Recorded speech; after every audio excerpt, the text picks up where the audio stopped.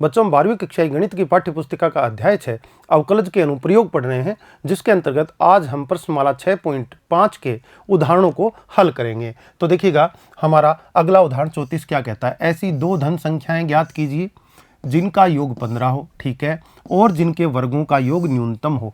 यानी कि हमें न्यूनतम क्या करना है, हमें जो संख्याएं हैं उनके वर्गों के योग को न्यूनतम करना है। तो ध्यान रखना बच्चों, क्वेश्चन में जिसको न्यूनतम या अधिकतम करने के लिए बोला जाए वही हमारा फलन बनता है, उसका हम एक फंक्शन बना लेते हैं। फिर आप प्रथम कोटि का अवकलन प्राप्त कर लेते हैं, द्वितीय कोटि का अवकलन प्राप्त कर लेते हैं। द्वितीय कोटि का अवकलन किसी बिंदु पर धनात्मक होता है तो वो न्यूनतम का बिंदु हो जाता है, और अगर ऋणात्मक होता है तो वह उच्चतम का बिंदु हो जाता है। तो उससे हमें उच्चतम मान या न्यूनतम मान फलन का प्राप्त हो जाता है। जो हमारी प्रक्रिया पीछे थी वो ही आगे रहेगी। तो देखिएगा, सबसे पहले माना, अब हमें क्या करना है, वर्गों का योग करना है, संख्याओं के वर्गों के योग का फलन बनाना है। तो संख्याएं पता होनी चाहिए। तो संख्याएं तो हमें इतना ही दिया है कि योग 15 है, तो हम उन दोनों संख्याओं को मान लेते हैं। माना दो धन संख्याएं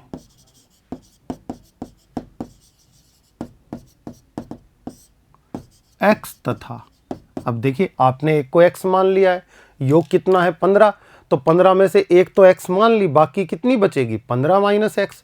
तो x तथा 15 माइनस एक्स है।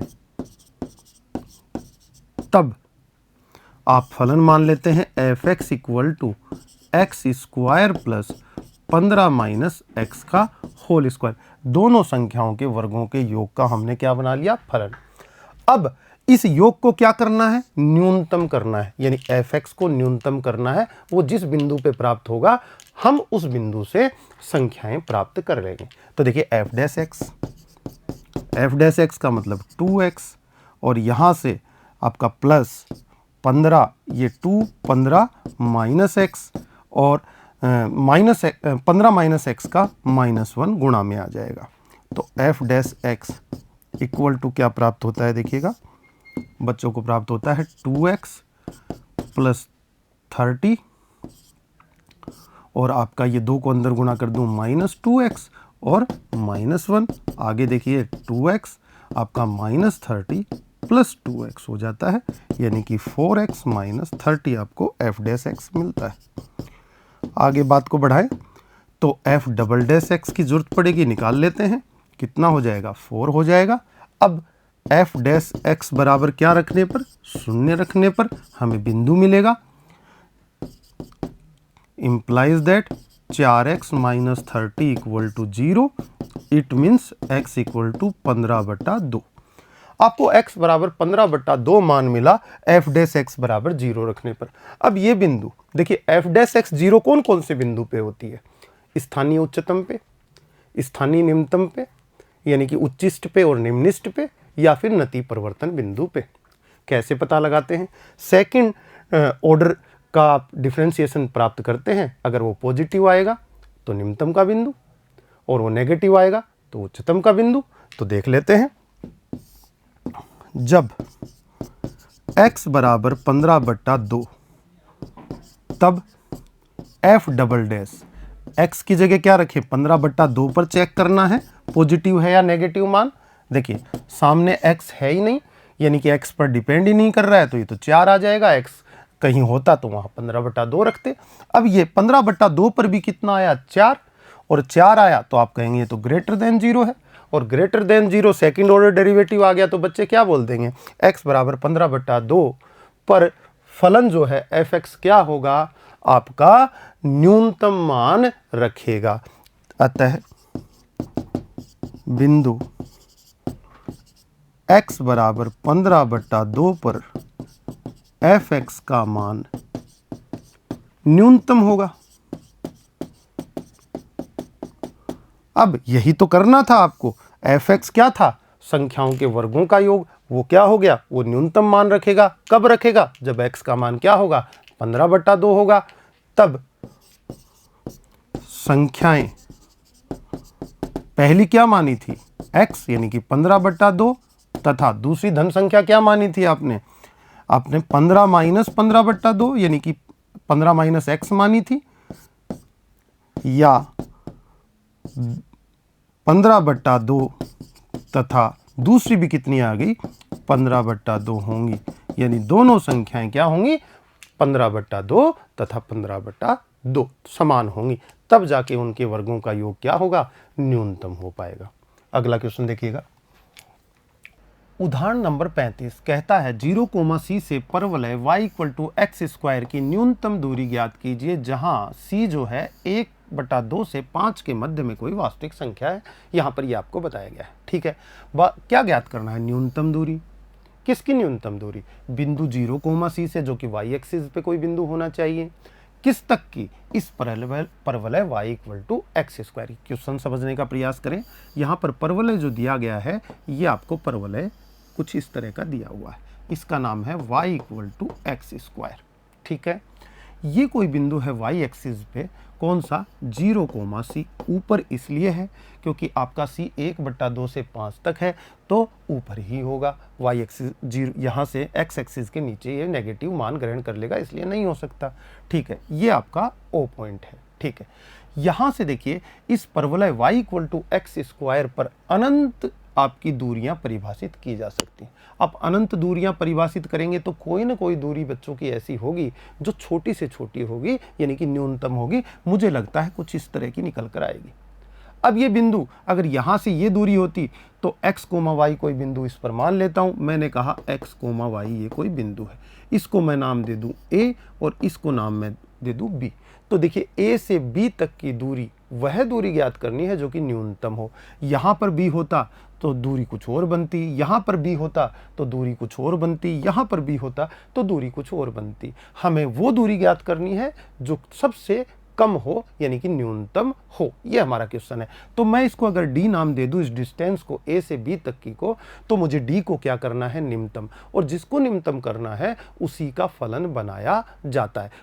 फिर उसका फर्स्ट डेरिवेटिव निकालते हैं, सेकंड डेरिवेटिव निकालते हैं। फर्स्ट डेरिवेटिव को 0 के बराबर रखकर हम बिंदु प्राप्त कर लेते हैं और बिंदु के बारे में पता लगाते हैं कि वह आपके फलन को न्यूनतम कर दे रहा है या उच्चतम कर दे रहा है। इस तरह से हम इस क्वेश्चन को करेंगे। तो सबसे पहले क्या मानना चाहिए, हमें परवलय y=x² पर एक बिंदु x, y मानना चाहिए। तो परवलय क्या है जो दिया गया है, लिखने का तरीका देखिए, y=x²। समीकरण 1 नाम दे देता हूं। अब माना परवलय 1 पर कोई बिंदु x, y है जिसकी 0, c से दूरी जो है d है। ये आपने मान लिया इस तरह से।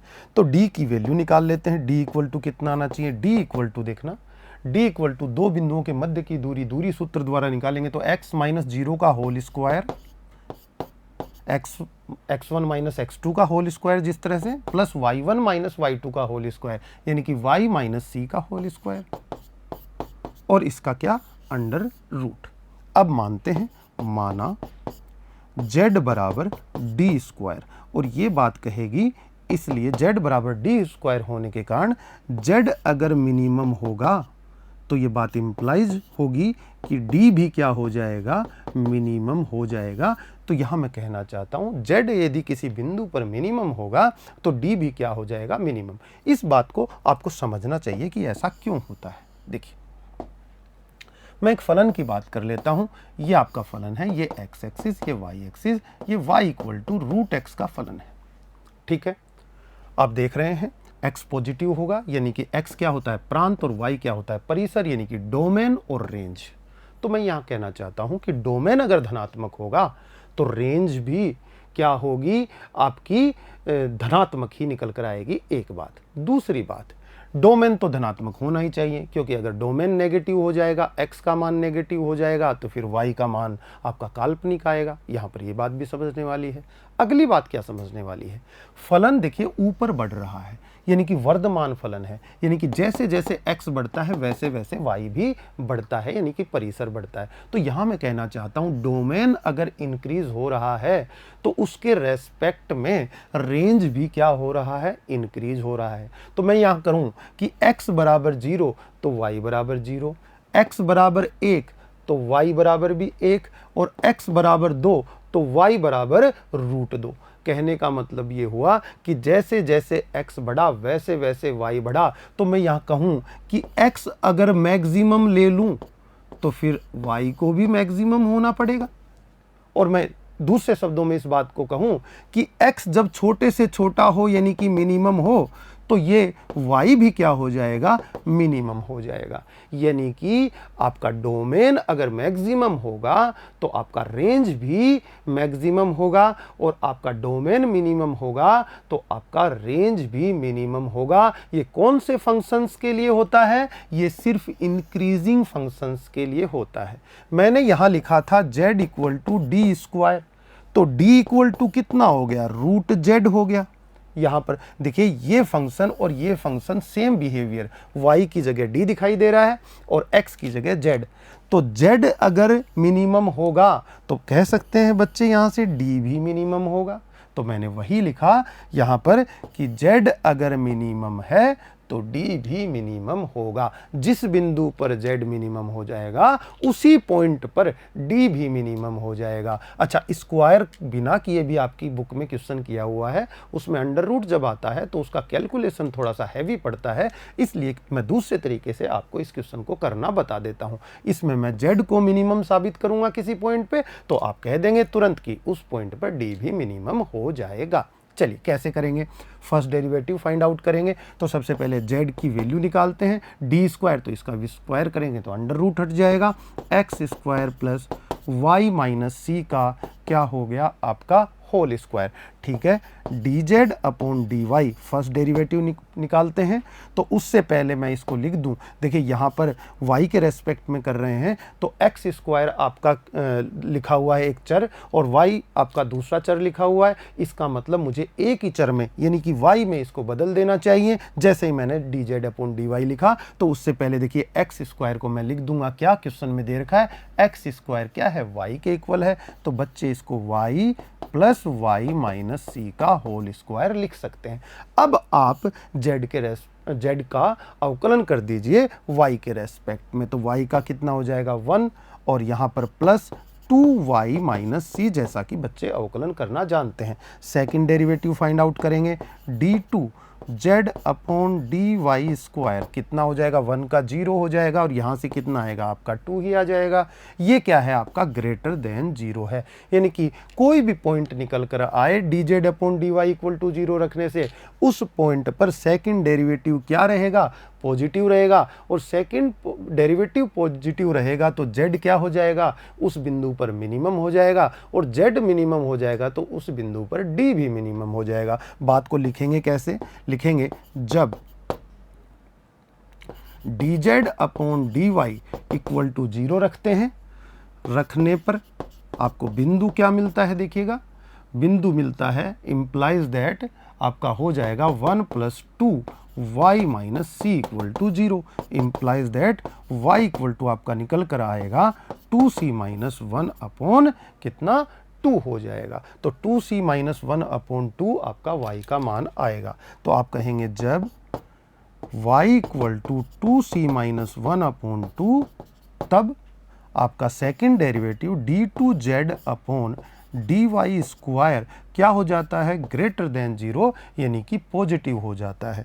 इसलिए आप कहेंगे इसलिए y equal to 2c minus 1 upon 2 पर z क्या होगा, निम्नतम होगा, निम्नतम होगा।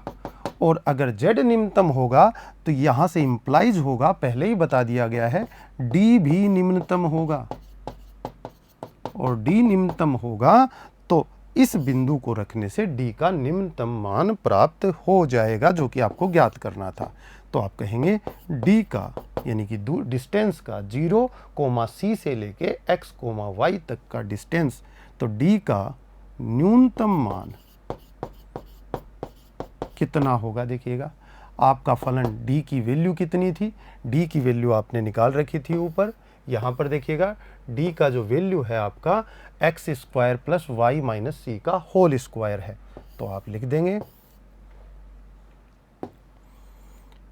X square plus y minus c का होल स्क्वायर का अंडर रूट। एक्स स्क्वायर की जगह कितनी वैल्यू है बच्चों की, y plus y minus c का होल स्क्वायर का अंडर रूट। वाई की वैल्यू कहाँ, 2c माइनस 1/2 आपने निकाल ली है, तो 2c माइनस 1/2 वाई की जगह प्लस 2c माइनस 1/2 वाई की जगह और माइनस सी का आपका क्या हो जाएगा, होल स्क्वायर, और ये अंडर रूट। आगे बात करें, ये देखिए अब आप कर देंगे इक्वल टू, देखिए 2c माइनस 1/2 आपका यहाँ रखा हुआ है, प्लस इसकी वैल्यू कितनी हो जाएगी, 2c से मल्टीप्लाई होगा, माइनस 2c कटेगा, माइनस 1/2 का होल स्क्वायर कितना हो जाएगा, 1/4 हो जाएगा। एलसीएम ले लेंगे बच्चे, कितना आएगा 4 तो यहाँ से 2 मल्टीप्लाई होगा, 4c माइनस 2 प्लस 1 का अंडर रूट। आप देखेंगे यहाँ पर हो जाएगा 4c माइनस 1/4 का अंडर रूट। और आप आगे देखेंगे बच्चों, यहाँ से कैलकुलेशन के बाद 4c माइनस 1 का अंडर रूट अपॉन 4 का अंडर रूट कितना, 2। तो ये d का कौन सा मान आया, न्यूनतम मान। ये आपको क्वेश्चन में निकालने के लिए बोला गया था। इस तरह से बच्चे इस क्वेश्चन को कर सकते हैं। अगला देखिएगा, अगला क्वेश्चन कहता है कि मान लीजिए बिंदु A और B पर क्रमशः AP तथा BQ दो ऊर्ध्वाधर स्तंभ हैं। यदि AP equal to 16 metre and BQ equal to 22 metre और AB इक्वल टू 20 मीटर हो, तो AB पर एक ऐसा बिंदु R ज्ञात कीजिए ताकि RP square plus RQ square न्यूनतम हो। बच्चे देख पा रहे होंगे कि आपको न्यूनतम किसको करना है, इस वैल्यू को करना है। तो हमारा फलन Z या F किसको मान लेंगे, हम इसको मान लेंगे। चलिए, क्वेश्चन में दिया गया है आपका, क्या दिया गया है, AP इक्वल टू 16 ऊर्ध्वाधर है, AP ये आपका सामने है, ये कितना है 16 मीटर, और दूसरा ऊर्ध्वाधर स्तंभ आपका BQ है जो कितने लेंथ का है, 22 मीटर का है, 22 मीटर का है। A और B के मध्य की दूरी ये आपकी 20 मीटर है। आपको इन दोनों स्तंभों के बीच में एक बिंदु R मैंने की माना यहाँ है। इस बिंदु से आपको बात करना है कि PR square plus RQ square क्या हो जाए, न्यूनतम हो जाए। तो मैं R एक पॉइंट A और B के मध्य में लेना चाहता हूँ। कितनी दूरी पर, A से X दूरी पर। मैंने मान लिया कि A से X दूरी पर R बिंदु स्थित है। तो पूरी दूरी कितनी है, 20 मीटर है।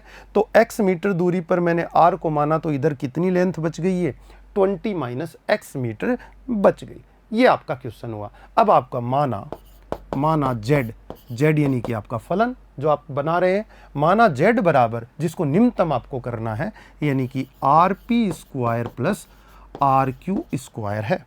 जैसा कि पाइथागोरस से ये आपको दो समकोण त्रिभुज दिखाई दे रहे हैं।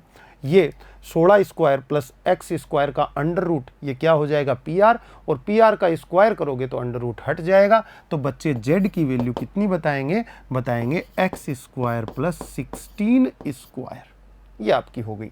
ठीक है, प्लस RQ की दूरी, देखिए RQ की निकालेंगे तो कर्ण की लंबाई ज्ञात कर लेंगे। एक भुजा 22 मीटर, दूसरी 20 माइनस X मीटर, दोनों के वर्गों को जोड़ें तो 22 स्क्वायर प्लस आपका 20 माइनस X का होल स्क्वायर ऐड करें तो आपका RQ स्क्वायर का वैल्यू यहाँ पर आ जाता है। उसके बाद बच्चों x के रूप में फलन है, x के सापेक्ष फर्स्ट डेरिवेटिव निकाल लेंगे। उससे पहले इसको थोड़ा सा सिंप्लीफाई कर दें। z इक्वल टू कितना आ जाएगा, यहाँ से आपको एक x स्क्वायर और मिलेगा, तो ये 2x स्क्वायर माइनस 40x और प्लस आपका 1140 आपका यहाँ बन जाने वाला है कैलकुलेशन के बाद।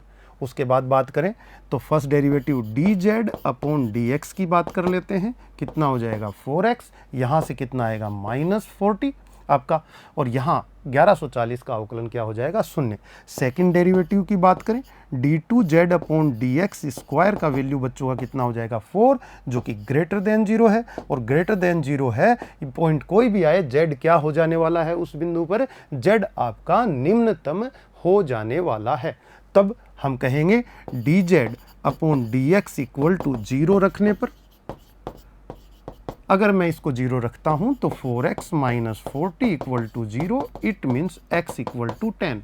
आपको बिंदु क्या प्राप्त हुआ, x बराबर 10, और x बराबर 10 यानी कि जब x बराबर 10 होगा तब second derivative d2z upon dx square greater than 0 यानी कि पॉजिटिव होगा। अतः z क्या होगा उस स्थिति में? z होगा आपका निम्नतम मान प्राप्त करेगा। कौन से बिंदु पर प्राप्त करेगा? इस बिंदु पर x बराबर 10 पर। तो बताइए आपके z को निम्नतम होने के लिए x को कितना होना चाहिए? 10। तो x को 10 होना चाहिए। तो बच्चे यहां से आराम से कह सकते हैं कि a से लेके r तक की दूरी 10 मीटर होनी चाहिए। तब आपका z यानी कि PR square plus RQ square का मान क्या हो जाएगा? न्यूनतम यानी कि निम्नतम हो जाएगा। तो आपका क्वेश्चन का आंसर हुआ कि R की दूरी A से कितनी होनी चाहिए? 10 मीटर। और 10 मीटर ये होगी तो 20 माइनस 10 आपका 10 मीटर ये होगी, यानी कि A और B के मध्य में पॉइंट होना चाहिए R। उस स्थिति में आपकी PR स्क्वायर और RQ स्क्वायर की जो एडिशन है वो क्या होगा? निम्नतम होगा। इस तरह से बच्चे इस क्वेश्चन को कर सकते हैं। आज के लिए इतना ही। धन्यवाद।